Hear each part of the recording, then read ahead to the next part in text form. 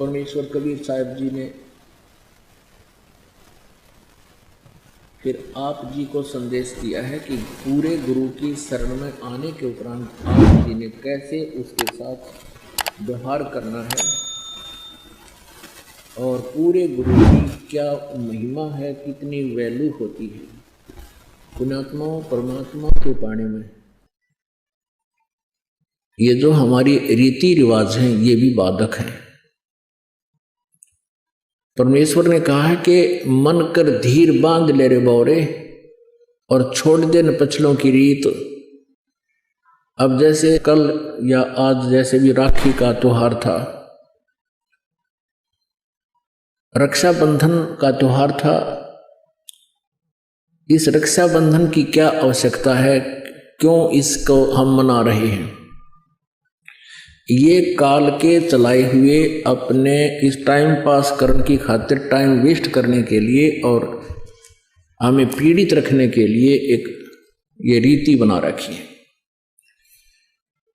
पुण्यात्माओं इस ज्ञान से परिचित होने के बाद हमारी आंखें खुल जाती हैं और जो समझदार बच्चे हैं वो इस बात को स्वीकार कर लेते हैं कि संत जो कहते हैं परमेश्वर का आदेश होता है, तो फिर वो स्वीकार कर लेते हैं, फिर वो समाज की नहीं मानते। एक बहन ने बताया कि जी उपदेश लेने से पहले मैं राखी बांधने के लिए अपने भाई के वहां घर गई। वही रक्षाबंधन का दिन भाई की इंतजार कर रही थी। दुर्घटना के अंदर भाई की मृत्यु होगी, उसका शव आया, टक्कर मार मार कर रो रही थी। अब रक्षाबंधन का उद्देश्य क्या है कि भाई राखी इसलिए बांधते हैं कि वो हमारी रक्षा करेगा। और भाई की रक्षा कौन करेगा? हमारा रक्षक कहते हैं, जो रक्षक है उसको हम भूल चुके हैं। हम सब का रक्षक कबीर साहब है, कबीर परमेश्वर पूर्ण ब्रह्म परम अक्षर ब्रह्म। हम सब ने भाई और बहनों ने मिलकर परमेश्वर कबीर जी का रक्षाबंधन बांधना चाहिए, राखी, ताकि भाई और बहन दोनों का रक्षक हो जाए। कबीर साहब को रक्षाबंधन कैसे बंधेगा? हम उसकी शरण में आ जाएंगे और जो जाकी शरणा बसे ताको ताकी लाज, जल सो ही मछली चढ़ जा बह जाते गजराज। हमने अपने परमात्मा को राखी बांधनी चाहिए।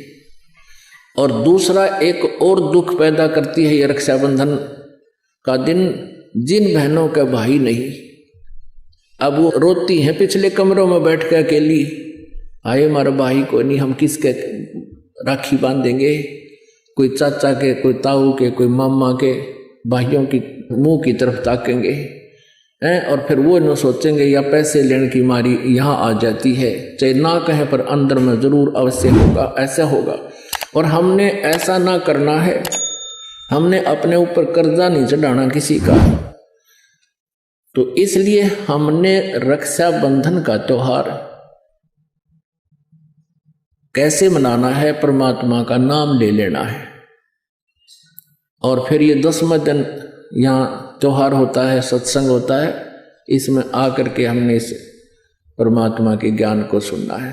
तो ये इस तरह की जो रीति रिवाजें हैं ये हमें पीड़ित करने के लिए है, हमारे को एक दूसरे से दूर करने वाली है।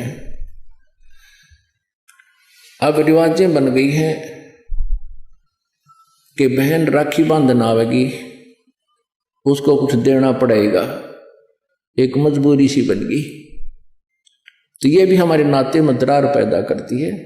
तो पुण्यात्माओं जिन्होंने परमात्मा पाना है तो परमेश्वर के विधान को अपनाना ही पड़ेगा।